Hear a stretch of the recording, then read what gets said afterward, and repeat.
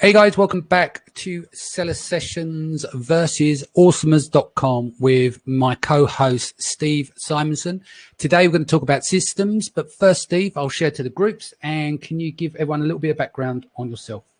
Sure. Well, first of all, I know that we call it Awesomers versus Seller Sessions, but we're working together over here. Oh yeah, of course. It's a friendly rivalry. No, honestly, my background, everybody, is I'm an old e-commerce guy. I've been doing business for a long, long time, and I can say that systems have been a key foundation and something that helped us scale our businesses. And so we're going to talk about systems today. We're going to talk a little bit about why systems are important, my systemic philosophy, and how you can kind of replicate some of that philosophy. So it's a very good foundational type of discussion, and Danny is always very good at kind of shepherding these discussions and getting to the meat and the substance of it. And I have a nice calming background for you. I'm in a bamboo forest. There's nothing to worry about. It's just systems. Everybody loves systems. So don't worry. It's going to be fun and informative.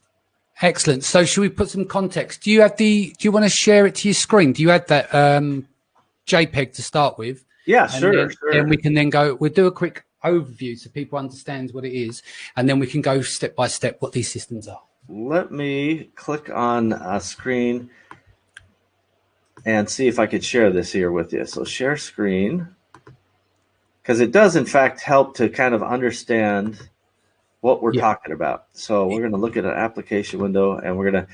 So I'm not going to go into presentation mode here, everybody. I'm just going to show you the system design process. So what works is having a system to create systems, and that's ultimately what we're talking about here. And I want everybody to think about your business from a systemic mindset. Danny, is there? I mean, although none of us are perfect, myself included, at having systems and everything, I bet you that your best companies, your best success and profits you have systems in those companies. Am I right? Yeah, without a doubt. Yeah. Sorry, go on. No, I'm just going to say you put systems in because you expected some result as the outcome you wanted. Is that fair to say? Yeah, and you take all the learnings from your previous businesses. Like especially on the agency side, when we built the agency, we had the technical team, and then I'm building out the back end of the business. And I basically thought I want to build a business taking all the pain points of all the other service-based businesses that I didn't like. And I'm like, okay, I've got an opportunity here to design that and take 10 years of business experience from these businesses, even down to not having a credit control department, right? Having everything automated in certain quarters and stuff like that, doing away with certain things that didn't work in other businesses that can be automated. So we were very keen at the very beginning. Whilst Ellis was developing the architecture, the technology and stuff, I was designing the actual business and what we wanted to see for the future. I love it. That's really smart. For the benefit of the guys listening on our joint podcast, I just want to quickly go through what these are like, because no one can see the screen. It says name it, result statement, design benchmarks, accountability, document system, establish standards, required resources, and design systems measurements. It's obviously because these guys won't be able to see it on the screen. But what we're going to do is we'll break this down for everyone, including those who hear us on the replay of the podcast. So now we've got an understanding with this. Let's bring you back into the screen, Steve, and let's start with why. You've asked me a couple of questions now, but let's get to the why of a system is important and why it's important to name it. All right. So the first thing to understand is the name itself is not just a flowery, let's call this the, money collection system. You want to have a structure. Yeah. And so before you kind of name stuff, you need to define your system's architecture. Mm-hmm. Now that immediately people's pulse, they start racing. They're like, I don't know anything about this. But if you guys think back to the organizational chart, the functional organizational chart we shared a couple of weeks ago, that is essentially your systems architecture. Yeah. Right. You have a department, you have a finance department, a business development department, or marketing, IT, whatever the case is. And so you want to start with naming based on what you are trying to design. So if it's a finance system, maybe you just start with, FIN dash blank, right? Yeah. Finance slash general ledger, finance slash, accounts receivable. And you want to think about those names because it is so important as you think in the future how people will read these, right? It's not how you will read it when you're writing it or when you're leading the development of these things, because everybody knows everything when you're writing it down.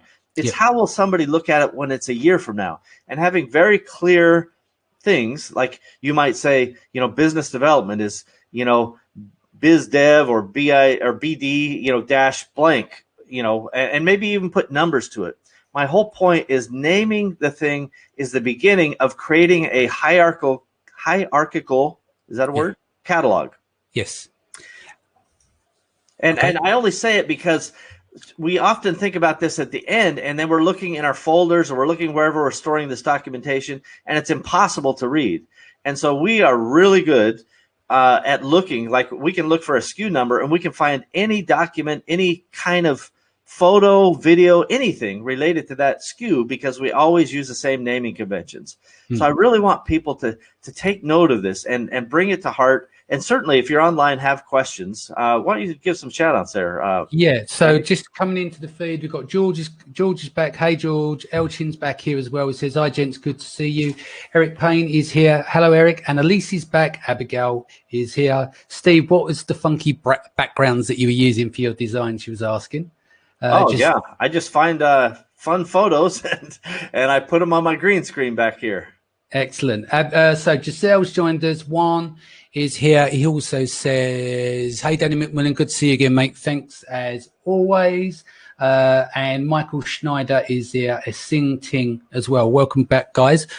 Mark Steer has just joined the call. Anyone who got questions, that's fine. We can answer them there. The other thing I just want to quickly say is that, hello, Owen's here. He's back again. Thank you, Owen. Do you know, Owen, it's nearly 50. Next Thursday, I think it is. Thursday or Friday, it's going to be 50 shows in a row. So we have to do some sort of celebrational party there, Stephen. You'll have to come and join us as well. Did you say, what day is it next week? I think I've got to do the proper count up, but I think it's either Thursday or Friday. It might be our joint show that is the 50th anniversary of doing 7 days a week.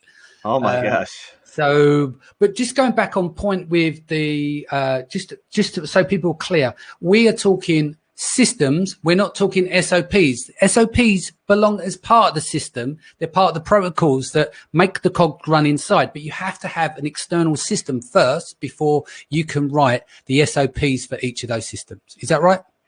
Essentially, a system is kind of the hierarchy, the roadmap of the SOPs that might live down below. Yes. Right. So you start at the top of a system and you go, I need I have a finance department. I need a financial system. I'm going to call it, FIN dash whatever 100. And then, that might be the top of your heap. And then you say, okay, well, now I need a general ledger system. So I might call that FIN, dash 100 dash 10 or something, and you give yourself room to kind of numerically, and then you call that one general ledger, by the way, and then you might call the next one accounts receivable, accounts payable. But then at the very end of the system is where the real critical SOPs live. That's where people live and breathe and say, okay, well, to get the result at the top we want, we've got to have the SOPs kind of at the end of the system. Makes sense. So we've come to the name it convention we've covered. Step number 2 is the result statement. I don't know what this is, so I'm looking to understand. What is the result statement? Do you want me to bring this up on your screen? It's your call. It doesn't matter. I think you understand. Yeah, results. Yep. So I put on the American Indian Dream Catcher to point out that we're actually not just wishing and hoping over here. Okay, we are trying to find a specific result. A system should not exist if there's no intended specific result. And this result should be ideally quantifiable. Yeah. Right. So you can't just say, well, I want our business to grow and it's some little subsystem 3 levels deep in product launch. It's like, well, that's not a good enough result. That system should have a specific input and a specific output. And that result is often overlooked. We start making systems and we start documenting things, or we try to do our best to build a business, if you will, but without quantifying those results and then deciding, are those results even reasonable, we often get off on the wrong foot. And you brought, I thought, a very salient point up earlier, which was there's some stuff you should not do, right? And by putting this kind of systems mentality in place and then demanding a result up front, you can start going, you know what? We just don't do that anymore. There's a lot of stores in America now, by the way, that say we're not going to take cash anymore. Yeah. We don't want your cash. Yeah. Now, I'm not sure if they're going to be able to sustain that in the U.S. because of currency laws, and it basically says this money is good. But that is a reasonable thing to say. We don't want cash here. It's a pain. So no more systems for cash. Our system is give us a credit card. That's our system. Yeah, it's the same as ours. And what I always say to clients as a trade-off when we don't have a credit control department. I always say to clients, the reason we can do this price and give you this through the agency is because we don't have a credit control department. If I have to employ someone to do credit control, you're going to have to cover those costs. And I wouldn't want to put those costs onto you. And suddenly, obviously, the credit cards kind of appears from nowhere, whereas before they wanted to just pay. Do you see where I'm coming from? But that's part of the design of the system. So what you do is you look at it and you go, all right, what are the trade-offs here? What do you give back to the customer? Okay, no credit control department, you get a flat rate contract. There's no extra costs. You can add extra SKUs or whatever. Does that make sense? So you're always working out that there's the counter argument to that. I wanted to pay on. Yeah.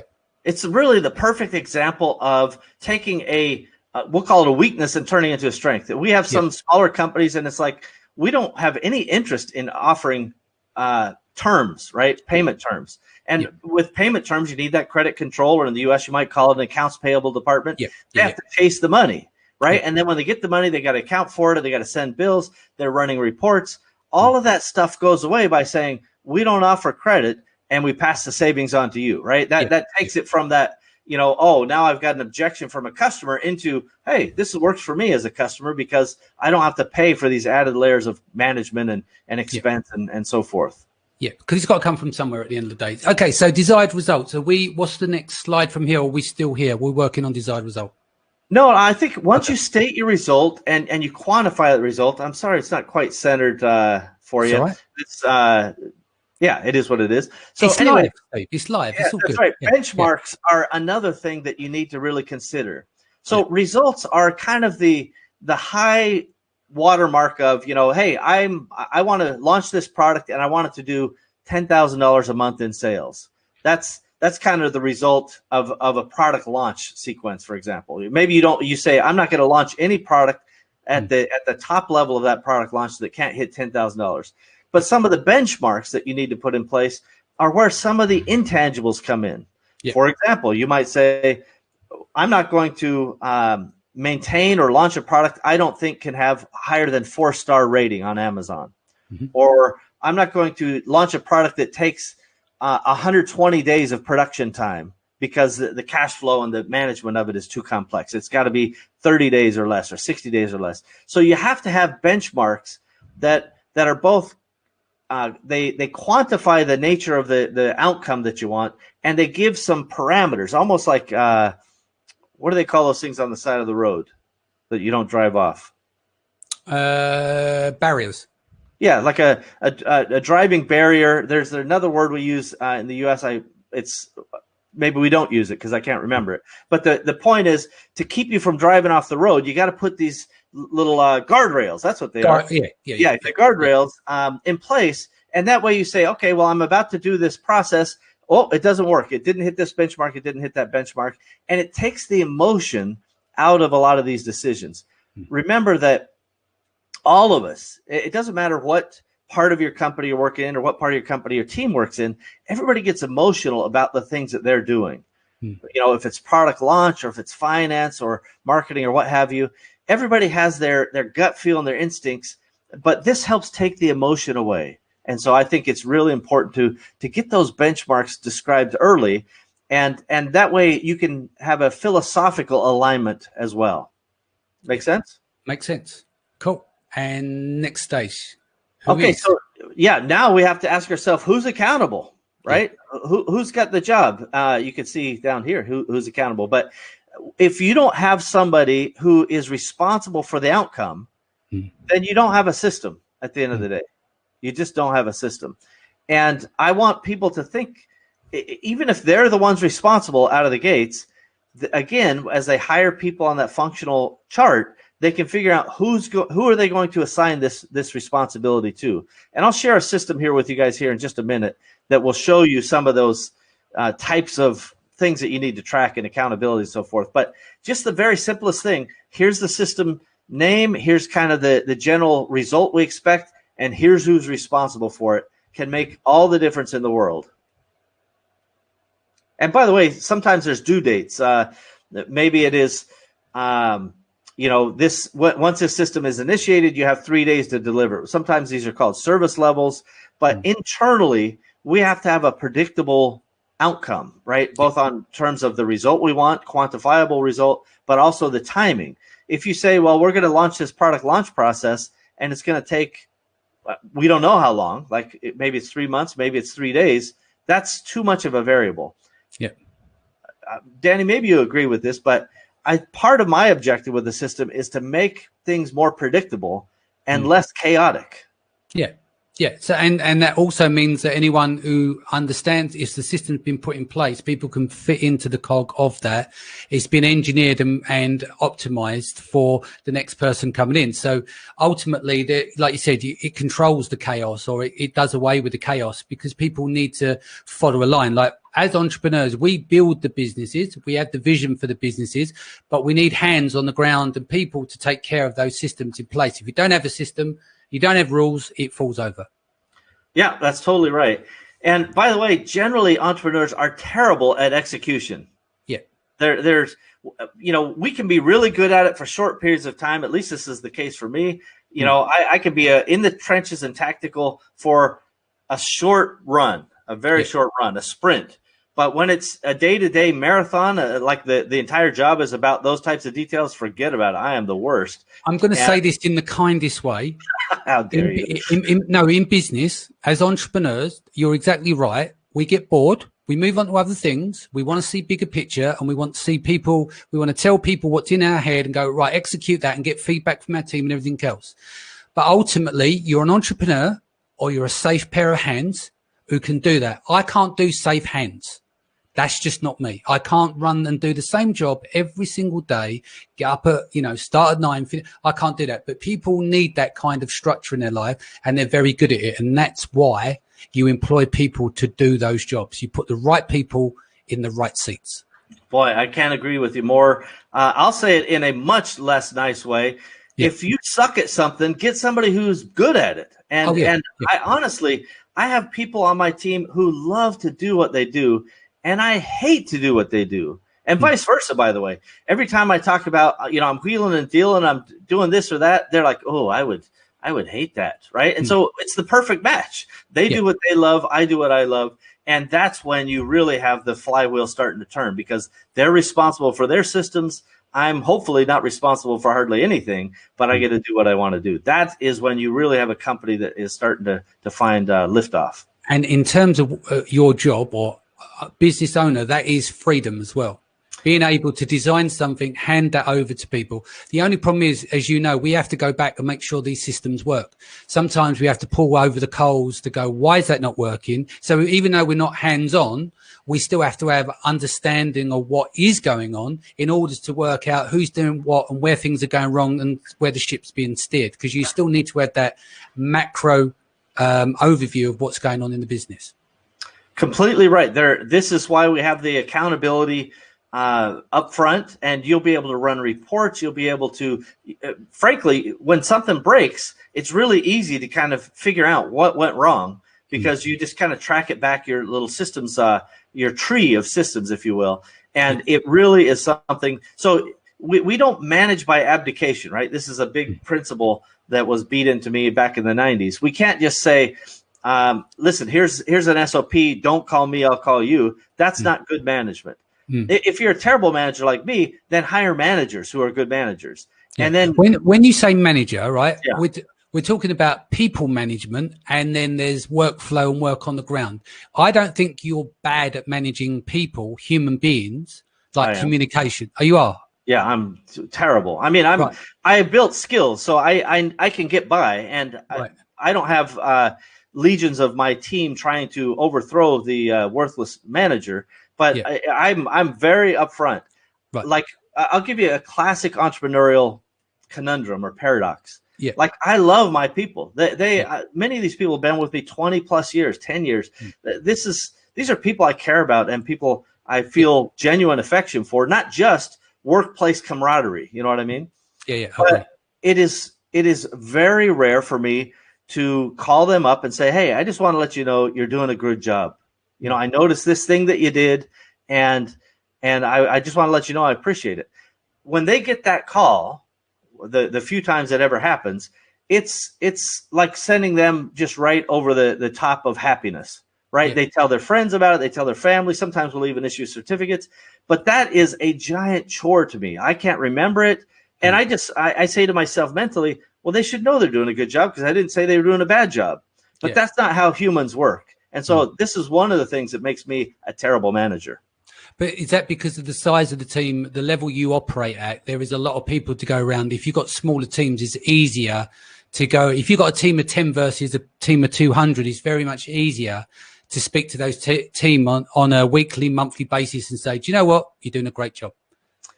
I think it's not just the size of the team. It's honestly my own predisposition to saying they're great. They must know they're great. It's kind of like, you know, if you don't tell somebody how you feel, you don't tell somebody how things are going. By the way, when things go bad, I don't go over the top and yell at them either. Yeah. I definitely give very, very clear feedback, like, hey, this is great. And I'm a lot better at it now. So my whole point is it doesn't matter the size of the team. It matters your skill set. It matters how committed you are to developing them as team members, as humans, because ultimately you want them to grow with the company.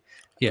The person doing data entry today, if they're doing data entry 5 years from now, you really haven't done your job as a leader to manage them and bring their skills up and help them progress in the world. That's what we need to do as leaders and managers. And I'm not bad at it at this stage, but I'm certainly not as good as some of the managers that I bring in. Of course. Yeah. That makes sense. Going to the next slide. So document system. Well, I threw one in here maybe. So let's just check our thing. So documenting the system. So this is part of the required resource that I'm going to jump into first. So this is one of the things. I've got some raw material here on this slide, some lumber, right? What do you need to get this job done? Yep. And it is so essential that you think about these things. You take for granted that you already have login to Seller Central. You already have login to Fiverr, to whatever the systems that are needed. But all of those types of things need to be part of your documentation.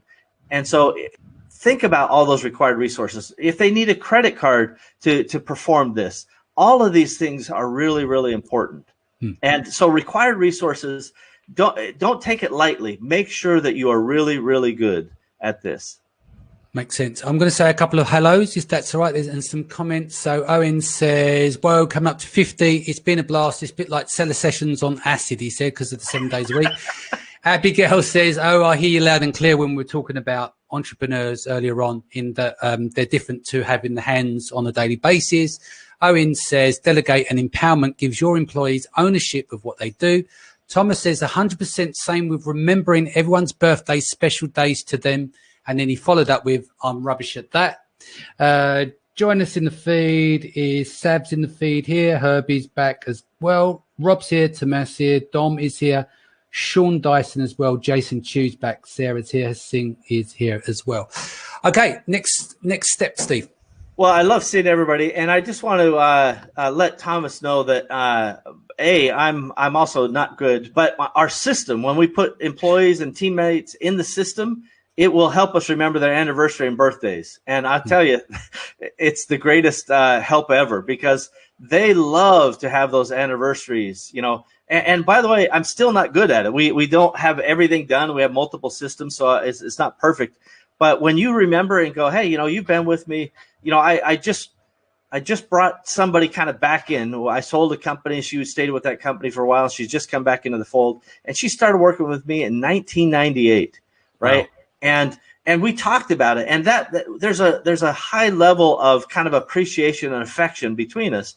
But I should put in the computer, and I may or may not have done this, that says, hey, her original start date was whatever, October 1st, 1998, so that we can talk about that anniversary annually. Those are really good techniques. So I'm with you, Thomas. Okay. Excellent. Now we're down to the actual KPIs. So system measurements. So when you measure a system, this is where the individual system must be measured. So at the top of the heap, you might say, I'm going to, maybe it's a sales tax system. And you say, well, I'm going to make sure that we are not late on our sales tax and that our cost for managing the sales tax is below some certain percentage of revenue, or whatever basis you want to make it. You define some kind of measurement to say, we got the system outcome. We maintain compliance of 100% or 95% if it's a fill rate in your warehouse, whatever it is, and that you were able to do it at some cost basis that was reasonable. Yeah. This is a big deal to me. What do you think about that, Danny? Yeah, no, everything's got to be measured. And like what you said about a cost basis, we have to watch our numbers. Sometimes I'll feel foul of that. Like my team will send me reports and it sounds really bad, but there are times where like I get weekend and month end reports across all three of the businesses. But sometimes I've got a feel for the numbers and they've spent all that time building me the reports and I don't look at them. I find that I need to look at them when there's a bit of chaos going on. Does that make sense? But do you have a feel across all your business? You know where the numbers are sitting, right? You got a gut reaction to them. And so I think the structure of having the numbers there that others are following to make sure they're on top of numbers and then notify me if I miss something. But generally, I should be better at that. No, that actually, I really love the way you're doing it. So we have a general philosophy that if everything is within the norms of what you expect, within those guardrails we talked about earlier, then we don't need to get involved, right? The boss or whoever's responsible at the highest level, we shouldn't go in and try to interrupt and start asking questions because everything's running nominal.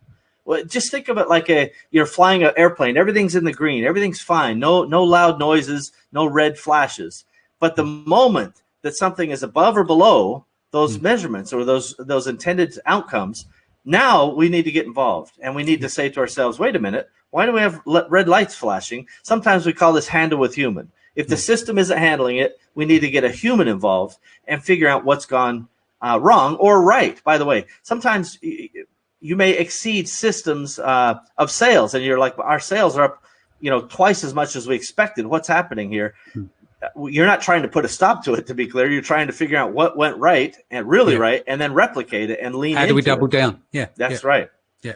So although I want people, I think generally having benchmarks and having dashboards that show you kind of the nominal operation and a good system, either weekly or daily. Like, we look at our dashboards daily and we can see what's happening.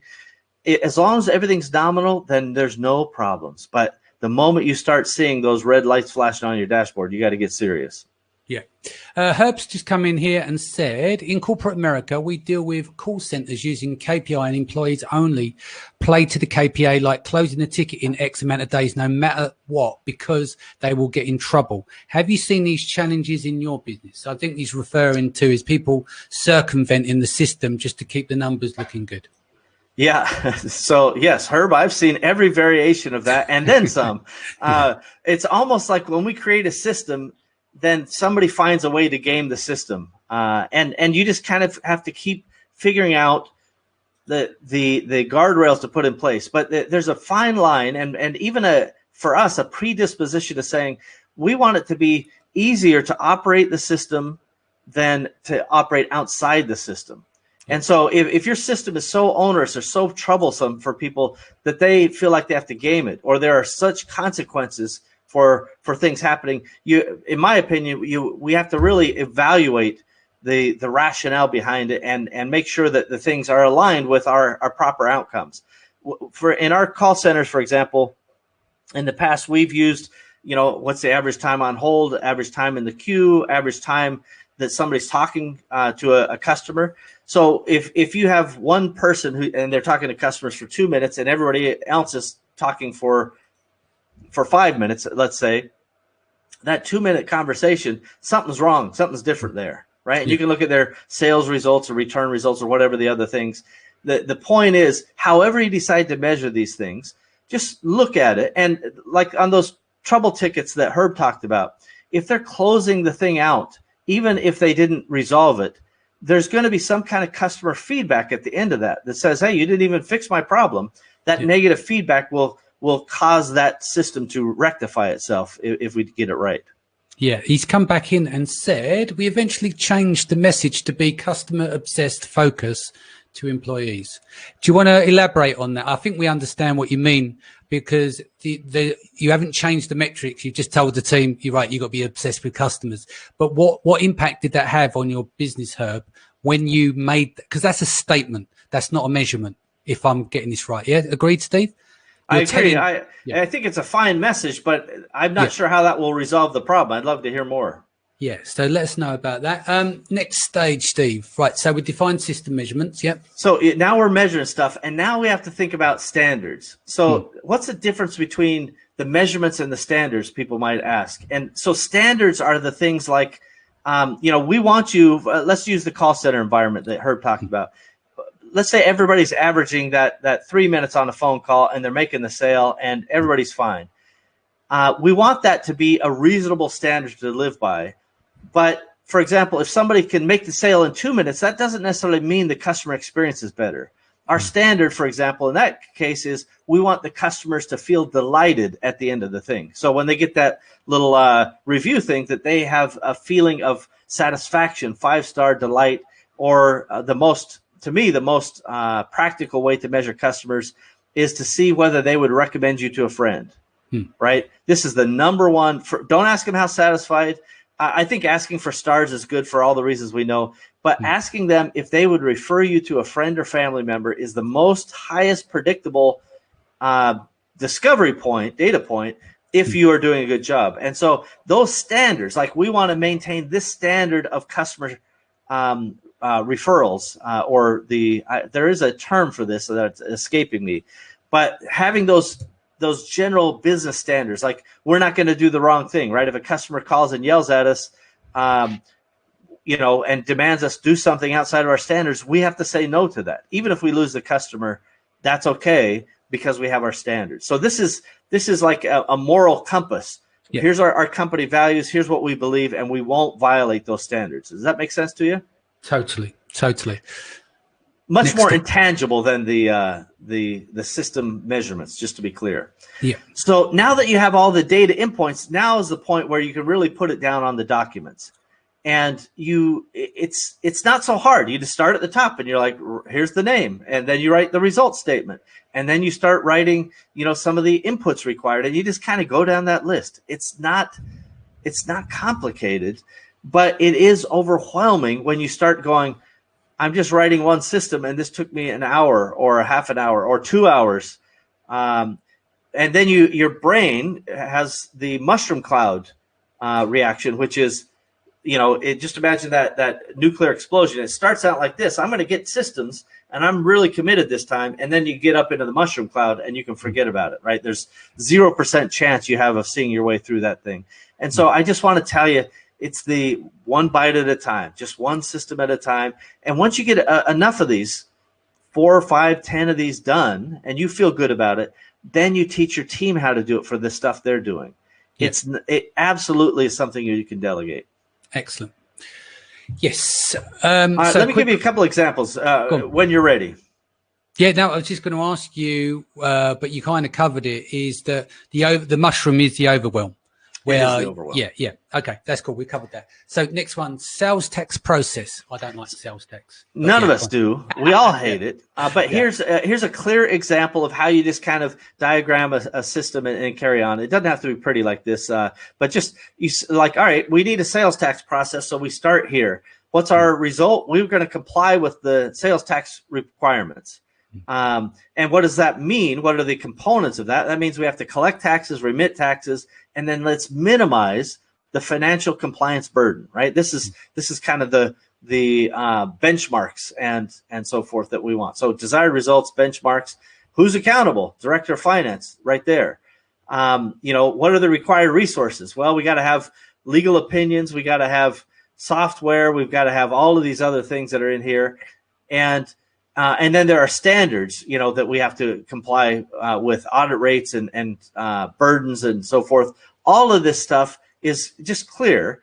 And then we put some notes down here to make sure we get that in the document that says, hey, we have both federal and state issues. We've got to have experts on staff or at least resources, external resources we can rely on. That's just a clear example of a sales tax system kind of from beginning to end. This is the overview. It's not the weeds of it, right? The SOPs live down below in the review and remit process. That's a separate process. This is where you're going to have the SOP. How do you review the sales tax for the month? And then how do you send that tax to the appropriate state government? Does that make sense to you? Totally. So just for making this easy, here's what you do, right? You start at the top, you name it, go through all the steps we just talked about, and then you document it. It's just that simple. And to translate that, I showed you the sales tax process. We start, we comply, we collect, who's accountable, blah, blah, blah. It all is very, very simple at the end of the day. So, I'm kind of going through this stuff, but that's really all there is to it when it comes right down to it. I could show you one other thing. Let me share a different screen here, Danny. And this is kind of a project management view. So I showed you kind of a graphical view, but I'm going to show you a project management view. And forgive me if my computer's slowing down. It's old, like me. Application window. All right, I think this is the one. Okay, here we go. Okay, so people don't like sales tax, so let's look at product launch. They must like that. Yeah. All right, so when you launch a product, it has a series of tasks. So this is a kind of a project management view. First, you got to create your SKU, then you get a UPC. We add that item to what we call our master database. And by the way, each of these, if we click into it, there's more details. This is just kind of the overview. Is this what program is this, Steve? This is an internal program that you built, or this is Parsimony. This is the thing that I think we even give away the project management stuff free, by the way. So parsimony.com has lots of free stuff. Of course, there's some upgrade paths that we want to get people's money to pay for all this stuff, but everything that I do, I really try to talk about in a practical, real terms basis, right? Very, very little of this is ethereal. And it's like, well, it would be nice to have a philosophy talking about if a tree falls in the woods, does it make a sound? It's like, no, I need the product launch and I need to make it happen now. And every single one of these phases has a task. We can define who's responsible for it. There's timelines. We can put charts and responsibilities. Every little piece of it is highly easy to predict. And if you dive into one, and again, this is just a test one because we can't give away our secret stuff, but we can see who's working on it. We can see any details that would be for the task. We can check timelines, comments. Every little part of this is really, really integrated. And that's what you need to manage. And it doesn't matter to me what you use. I just like the fact that we can keep track of people's time.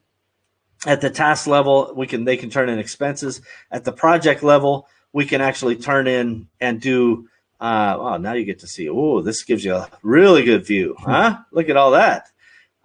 You can see all of these things with all these comments, and you can see purchase orders. You can see all kinds of things baked into the system. My point is when it's really, really integrated and part of something, you can do some special things. And that's, we practice what we preach over here. Not perfectly every time, but we certainly give it our best. What percentage of your team are operating on this level inside the project management software? I've lost your audio, Steve. About 100%. So one of the things that we do is that, inside a system, you can have the, who it's assigned to, attachments. But one of the most important things, and this is something I love, we can email from inside the system. That's and what I it was going to tags ask it. you. Yeah. Yeah. That's what I was going to ask you. If everyone's on that system and the use of email, how are you collating that information? So that makes sense. So the whole team is in there. Yeah. Even more, we avoid email where we can. So all of this is not an email. This is just an internal comment, right? So they put at Jessica, at Sherry, at Steve, and those pop up in our little system to say, hey, you were mentioned in this project or whatever. We also have gamified it, by the way. Who gets points for adding a project or a comment or whatever, so that their score runs up. Yeah, so that makes sense. I don't know if my screen is sharing or if I'm locking up on you. I've still got your screen. We're going to come off this screen? You done with this bit? It's okay. Yeah, you can come off it now. The point is we want to gamify it to whatever level we can. We want to integrate it to whatever level we can, and we have internal chats and things like that. My point is, don't feel overwhelmed. Just start with one and work your way through. Cool. We've got your screen is frozen at the moment, but I'll read out some of your comments. So I don't know if you just turn your camera on and off, and that might work. Okay. Thomas says, really pleased Steve mentioned the overload of writing system procedures, currently going through this, and it does feel like there isn't an end, but you know it will be worth it in the end. Troy says, this is awesome when you had the slides up on the screen. Quasim is back saying, hello, Steve and Danny. Happy to take any questions in the comments. We covered all the slides there, Steve. We've pretty much gone through. We have, yeah. We've definitely gone through the thing. Established standards, required resources, design system and measurements. Yeah, just want to make sure we covered everything. Just a quick one on COVID. I don't know what's going on in the US we've lost Steve, but I'll just let the audience know at the moment we got an announcement here in the UK. So we are locked down another 3 weeks. So me opening my big mouth and saying that we're going to do seller sessions live 7 days a week, you're stuck with me now for another 3 weeks until that changes. So anyone in the comments, if you want me to carry on going, happy to do so, as long as you're enjoying the show and you're getting as much as you can out of the content. I will also look at doing a 50th celebration next week, and bring Steve and a few of the other regular guys on. So I was just saying to the audience when you popped out, Steve, in the UK here, we've extended lockdown for another 3 weeks. So I said they're stuck with me. What's going on in the US on your end? Well, I think it varies by state. My computer may be running slow, by the way, everybody. My apologies. But I can tell you that it varies by state. I would say, lockdown or not lockdown, people are going to use their brain. They have good common sense. At the end of the day, we now have more data and we can make good decisions about what needs to happen with this thing. It's impossible to stay locked down forever, right? So the lockdowns will end at some point. You can't test everyone, so that's out. And our politicians are such, wishy-washy, useless individuals that they want to do whatever is going to play the safest and the least risk. And so my guess is that people, I can tell you this, I have a badge. It's in my car right now, but I'm an essential worker, right? I have to work around and we're importing stuff and a lot of PPE. So I have a federal badge that allows me to go anywhere and do pretty much anything. That's right. It's a license to kill. And the objective is, my point of the story is that, 4 weeks ago, there was nobody on the roads. I mean, it was me and, nothing. Yeah. And yesterday I was out going from warehouse to warehouse and it was packed. And so it's, no matter what the government says, people aren't going to stay in their houses forever. And so it's going to change. And by the way, this is a natural evolution. It'll be fine. It'll work itself out. Yeah, definitely. A few comments here. I asked if we'd carry on, and Thomas says 100% carry on. And Elise says, yes, please continue. Elchin says, please continue. Juan says, yeah, Danny, go forward. I love your show. Well, it's about the guests as well, so thank you. But the content comes from the guests, so let's make it clear. I ask the questions, they deliver on the content. I couldn't write and deliver all this content. I don't have the expertise in a lot of these areas. So I bring in who I find to be the best in the game. Cindy says, Danny, this is a huge commitment from you, but the content you bring is awesome and so much appreciated. Thank you so much, Cindy. I appreciate you and we appreciate you too. Steve, what podcast number will this come out on Awesomers? So this will be number 185, if I'm doing my math right. So awesomers.com/185 will be published. And I'll probably even put some of these slides up, the graphics, if I can use that for me and find the time. We are behind because we are all hands on deck. Makes sense. Guys, can you make sure you go to subscribe? You can all the podcatchers, if you like. So you're on iTunes. You're on what's the Android-based systems as well. There's multitude of podcatchers, as they call them out there. So make sure that you go and subscribe to Steve's show and go back through a lot of the origin stories and the history. He's got a lot of content, which is we call evergreen content. So you can obviously go back, dip in and get good advice that hasn't dated, because they're generally general business areas as well. So Steve and I will be back, of course, next week on Friday. But he may join us. He's so busy, but he may join us on Thursday or Wednesday. I've got to work out the 50th day, and then I'll put a post out about that. Tomorrow we've got Woman of Amazon in depth with Michelle Venton, talking about how she went from 0 to 8 figures and then exited last year for 7 figures whilst raising a young family and taking care of a mum with mental health. And then on Sunday, we've got Mindset Sunday, Law of Attraction, and Pay It Forward with Lee Rand Hirschkorn. In the comments here, Jamie says, thank you, gents. What was the name of the system Steve created and was using? Another 3 weeks of no sleep. Great work, Danny. So he's talking about the system that you're using internally in-house. Do you want to give him the name? Yeah, parsimony.com, parsimony.com. By the way, parsimony means doing more with less to us. That's what we do. And I do want to just point out to everybody, Danny is sacrificing his life, right, for entrepreneurs. This is a extraordinarily difficult thing. He downplays it because Danny's Danny, right, and he wants to be a very modest guy. But this is a yeoman's amount of work. So I've just done the math on how many views that we get and how many views I've seen other shows get. And you guys are not doing your part to go leave him a review on Seller Sessions. Get on there, leave him a 5-star review. This helps it rank in the various platforms, including Apple iTunes. And leave him those comments and reviews, because that helps motivate folks like Danny and myself. Am I right, Danny? Yeah, no, it's always great to get good feedback. I mean, I've always been open with downloads. We hit about 50,000 downloads a month now. We normally do between 35,000 and 40,000 downloads a month. But since doing the 7 days a week, that's gone up to 50,000. Obviously, it's a replay off of here.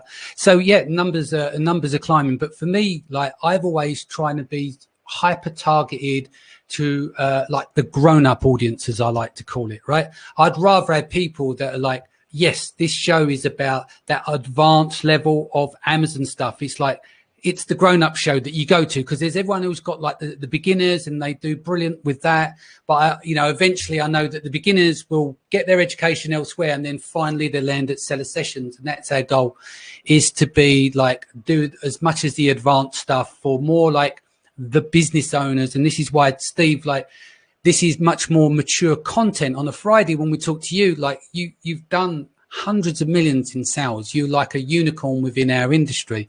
And the fact that you come on and share that at that level, it inspires other people to reach the same heights as you. Well, yeah, it's kind of you to say, I do this for the same reason you do it. I love entrepreneurs, and not like I love nachos, right? People go, oh, I love nachos, right? That's not how I love entrepreneurs. I love entrepreneurs. I want to see people succeed. And I know you have the same values when it comes to seeing entrepreneurs succeed. There's genuine fulfillment. Yeah. Not oh, that guy, he got lucky, or, oh, that gal, she got a couple breaks or whatever. No, it's like, holy crap, they're amazing. I like to be around them because they're, as I like to say, awesome, not just awesome, but awesomer. And it's a true passion for myself and I think for Danny as well. So I really applaud what you're doing, and I thank you personally for doing it as well. No, thank you. I mean, for me, Sunday, when we do Mindset Sunday, we're doing Law of Attraction. I know people see that fluffy and stuff like that, and what I call Pay It Forward. And I'd like to articulate that in much more detail. So anyone listening now, check in on Sunday. And I always try, like I call what you do, Steve, and what I do, we pay it forward. but I'll go into more graphic detail what that means, how the mechanics work of it, how it breaks down, and what what we call the returns from it. Do you know what I mean? Because I don't do things to then put someone's name in the spreadsheet to say you owe me a favor. Paying it forward isn't about that. But it is part of the culture that you do, and hopefully that enables others to do the same thing. Well, I love that. I'm for bonus content. I will show you guys next week the spreadsheet that I have with all the people that owe me favors. Yeah, that's a cool. joke. Excellent. Michael says, I like the Grown Up Show. Keep up the great work. Would you mind posting a link to where we can give you a review for your efforts, Danny? I, for one, would love to support the show with a review if that helps. You can post it wherever podcatcher you're on. iTunes is great because that's our biggest market of all of them. So if you've got an iPhone and you're on iTunes, just do a search for Amazon FBA or Seller Sessions, and you'll find us and leave a review there. That'll be amazing. On that note, everyone's making me emotional. I think it's time to get off now, and I'll see you again next week. What's the best way people can reach you, Steve? Through the Empowery? What's the best way? Yeah, I think, you can go to the Empowery Cooperatives, empowery.coop, or you can go to awesomers.com. You can find me on Facebook, LinkedIn. I'm not easy to get to directly, I'll be honest with you. Yeah. But when people find me, I try to respond as often as I can. And I do love entrepreneurs. So if it is like, hey, can you give me a product that I can sell? I'm not going to respond to that. But if it's like, hey, I have this idea, or I have this question, I try to get to those when I can. Excellent. On that note, stay home, stay safe, much love, take care of your family, and I'll be back here tomorrow, 4 p.m. as usual. Take care.